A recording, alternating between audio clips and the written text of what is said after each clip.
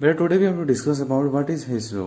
ठीक है, तो डेफिनेशन क्या है इसकी, the enthalpy change. Enthalpy change का मतलब क्या होगा, हीट इवॉल्व और हीट एब्जॉर्ब, कि कितनी आपकी हीट इवॉल्व हो रही है और कितनी आपकी एब्जॉर्ब हो रही है in a particular reaction is same whether the reaction takes place in a single step और in a number of steps. बेटा हर किसी रिएक्शंस को प्रोसीड करने के लिए आपके नंबर ऑफ स्टेप्स भी होते हैं और कई रिएक्शंस होती हैं, उनके मतलब पाथ भी जो होते हैं वो कई तरह के हो सकते हैं। वो सिंगल स्टेप मैकेनिज्म भी हो सकता है और नंबर ऑफ स्टेप्स भी हो सकते हैं। सपोज करो मैं जनरल एग्जांपल लूं, we have to proceeding from A is a reactant, A is directly converted into B, that is product. So this one is rectangle, this one is a product. This one is path A, path 1. Okay. For this delta H, heat change is delta H. Suppose that another path, that is A is firstly changes into C. Done. A is firstly changes into C, then C is further converted into B. Done. So देखिए बेटा ये हमारा path 2 है, path 2 है। इस case में क्या होगा, A to C delta H1 suppose कीजिए, C टू B हमारा डेल्टा H2 जो है वो सपोज कीजिए। ओके जी, तो इस केस में क्या होगा, ध्यान से देखना। उन्होंने बोला है इंथैल्पी चेंज जो रहेगा हमेशा सेम रहेगा, चाहे वो रिएक्शन वो एक स्टेप में हो, चाहे वो नंबर ऑफ स्टेप्स में जो है रिएक्शन प्रोसीड हो, the enthalpy change must be same. So for this reaction suppose कीजिए, so delta H is equal to किसके बराबर आएगा बेटा, sum of delta H1 plus delta H2। Okay, so this one is in accordance with Hess law. Okay जी बेटा देखिए इधर मैं रिएक्शन लू, फॉर एग्जांपल हमने फॉर्मेशन ऑफ कार्बन डाइऑक्साइड करना है, फॉर्मेशन ऑफ किसका करना है, CO2। डन।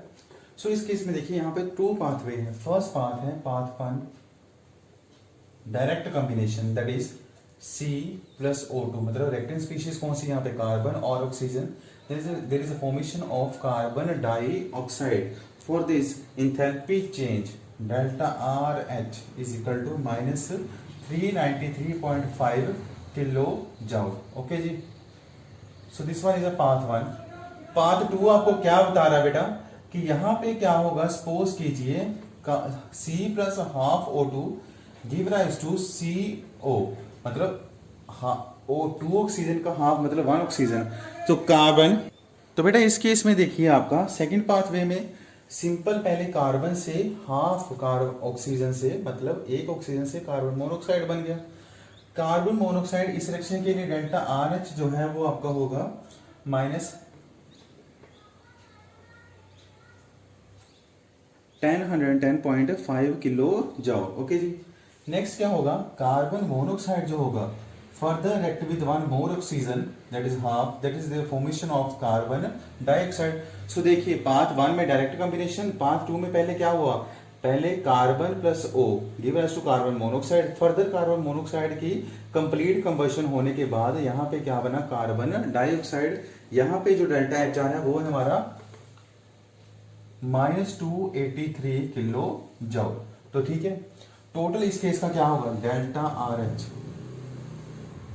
डेल्टा RH1 यहाँ पे H2 लिख लो, delta RH1 plus delta RH2, तो यहाँ पे plus minus 283 plus minus minus there is a 293.5 kilo joule.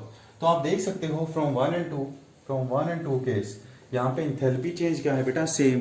So this reaction, this example shows us that कि whether the reaction proceed in a single step or in a number of step, the enthalpy change for a particular reaction always remain constant. Okay, thank you.